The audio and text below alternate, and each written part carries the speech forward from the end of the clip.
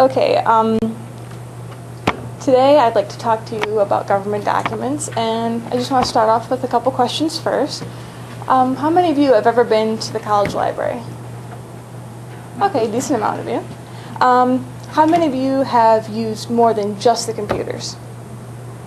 Okay, about the same amount. How many of you know that the college library is a government document depository? Okay, so one, tentative. All right. In my speech today, I would like to introduce you to what I consider is a vastly underused resource at the library. I'd like to show you and tell you what the depository is, what government documents are, as well as showing you where and how to find these documents in our library, and what exactly we receive and what's available to you. First off, what is a depository? A depository is a library that's designated by Congress that receives publications from the government printing office and that are produced by various departments of the U.S. government. You'll see this all around the library a lot. It says, Depository Library. This library is a congressionally designated depository for U.S. government documents. Public access to government documents collection is guaranteed by law.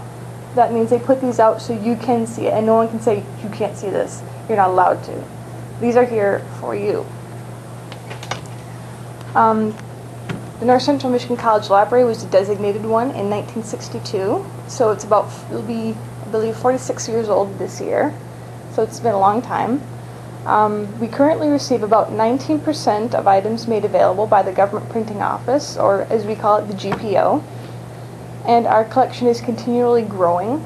We get boxes roughly, I want to say every other week, and they're rather large boxes.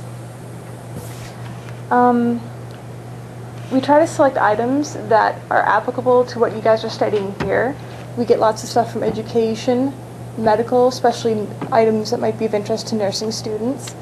We get stuff about different countries, public papers of the presidents, all sorts of stuff. I mean, it's really hard to enumerate how many things we actually get on a weekly basis. And probably now you're thinking to yourself, well, what are government documents? That sounds pretty technical and special. Well, it's not exactly a paper document per se. They are books, pamphlets, magazines, microfiche, as well as maps, CDs, DVDs, and it can include hearings from Congress, paper laws that actually detail what has actually happened in the making of this law. We have studies, statistics, as well as various reports. Say there's a government committee that did a study on, say, migration flights of birds that reported to Congress. They make that available to you guys, so you can actually read exactly what they've seen. These items can be checked out from the library, just like any regular book can be. I've got a couple examples here. This is Country Study Book of Japan. We have a huge collection of these books on various countries. This is put out by the Department of Defense, and it's all sorts of information you could ever want about this country in particular. This one's about Japan. It's got history, maps, how they defend themselves, what kind of army they might have, if any at all.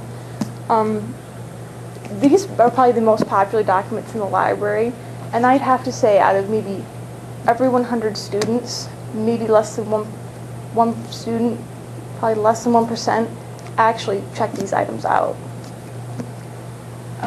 This one is a study that was put out by the Department of Commerce. It's a National Coral Reef Action Strategy, a report made to Congress. I mean, if you're interested in the environment, trying to protect it, we have oodles of these studies for various different animals and plant life. And I believe this one, some of them are even in color, but they have a lot of good information in these.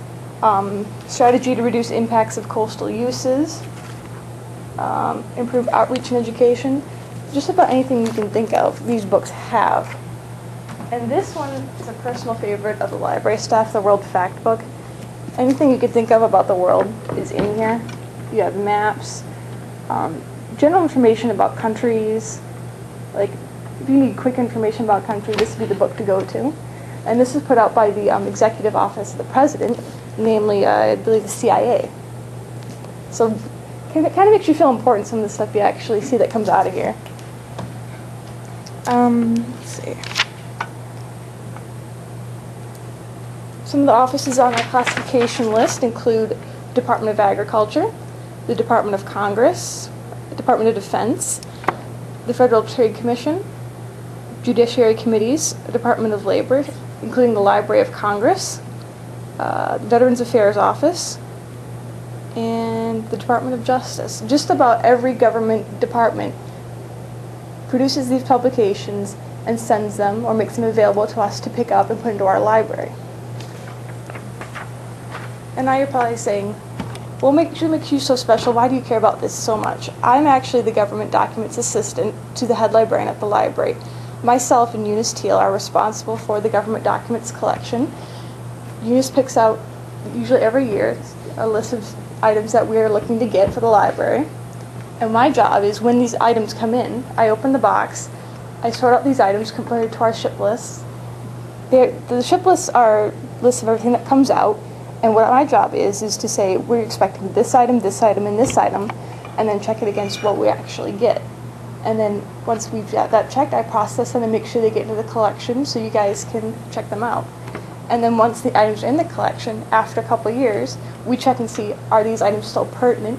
Have these been superseded by another item that has more pertinent information? And then we take the old items out of the library so you guys have the most accurate information from the government. And you're probably wondering what this is.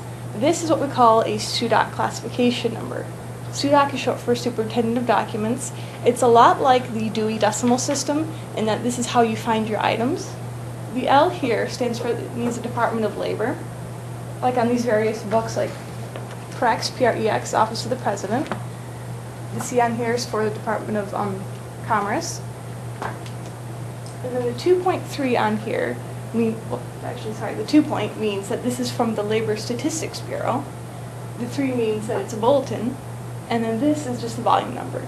Now, no one's going to expect you to know any of this. It's just, this is kind of introduction to what this actually means. And instead of being on the spine like a regular book, we put it up here. It's just something different, but it's how you find the different items, and it's a completely different classification. And where in the library will you find these? We have 4 bookcases, double-sided in the library.